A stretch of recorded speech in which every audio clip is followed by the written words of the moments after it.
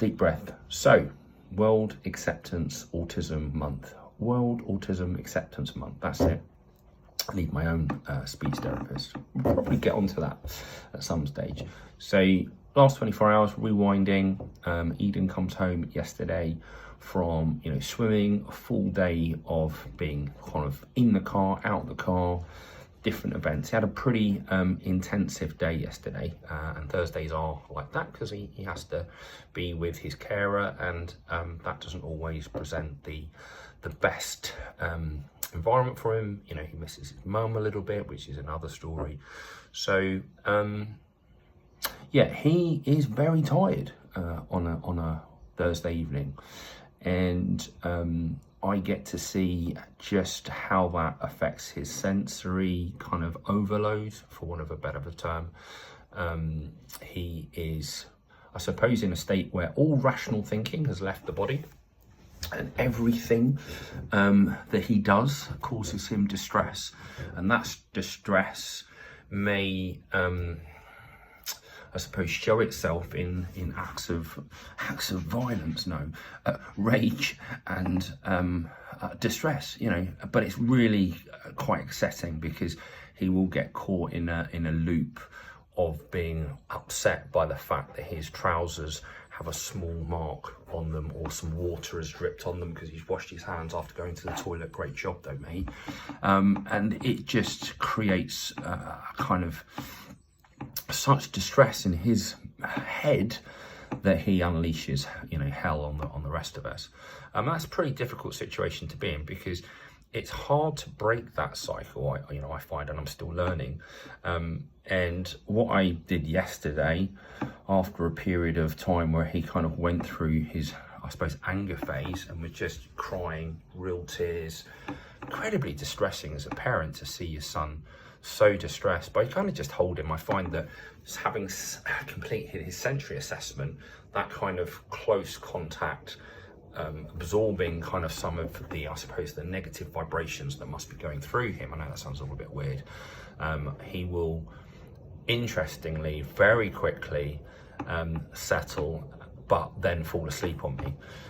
Because he is that exhausted, and what I'm learning now, and what we're learning, is that when he is in this sensory overload, he is exhausted and he cannot cope, and he needs a break. And for us, the cycle perhaps needs to be broken not through sleep, through some other stimulus, which is a positive stimulus, but relaxing him and taking him to the point that he falls asleep.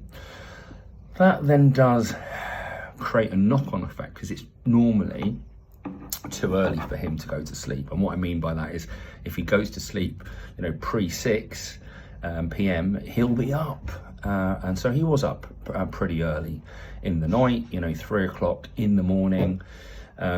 We pick our battles, so I will go downstairs, I will get his milk, and I'll put him back to bed, in effectively my bed, our bed, my wife's bed.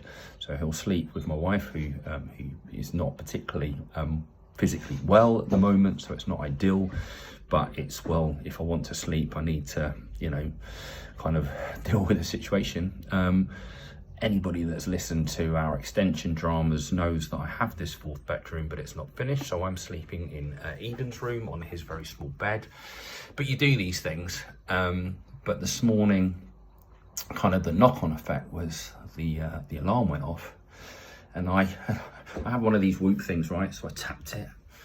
Next minute, I know it's 7:35. Nobody's awake, so you're kind of in panic stations, which is not good because Eden really kind of needs a lot more time in the morning to get his head straight, ready for what's happening next. But give him his due. He was dressed. I got him in the car by about 8:15, so I was slightly late. Fortunately, I built a bit of contingency in the morning. So I got my daughters to school, and then I took him into nursery. He's got a great one plan and some real support there, but even so, it is very difficult getting him across that threshold. So maybe that's a video for another day, but I suppose, again, patience, compassion, empathy, kindness, but learning to understand how your child works and functions how his behaviours are impacted by that sensory overload, and how best to support him and you. Mentally fucking draining, guys. I won't swear, but some days it fucks me. And I love my son. I love him with everything I have, right? But when you're in that point, it can be very, very difficult. And I think it's okay to say, do you know what? Sometimes I don't like my child very much. I love him, but sometimes I don't like him because of how he is making me feel. And then I have to step back and I have to look at it from his position and understand, you know, he doesn't want to feel like the way he feels. And it's this overwhelming, uncontrollable sense of almost doom. And that's really painful as a parent to understand, you know, right, I'm not handling this very well, but my son's in distress. So it creates this kind of what I would call guilt loop in your own mind, which can play havoc with your own mental health. So perhaps that's one for another day. I've waffled on a little bit today, but happy Friday.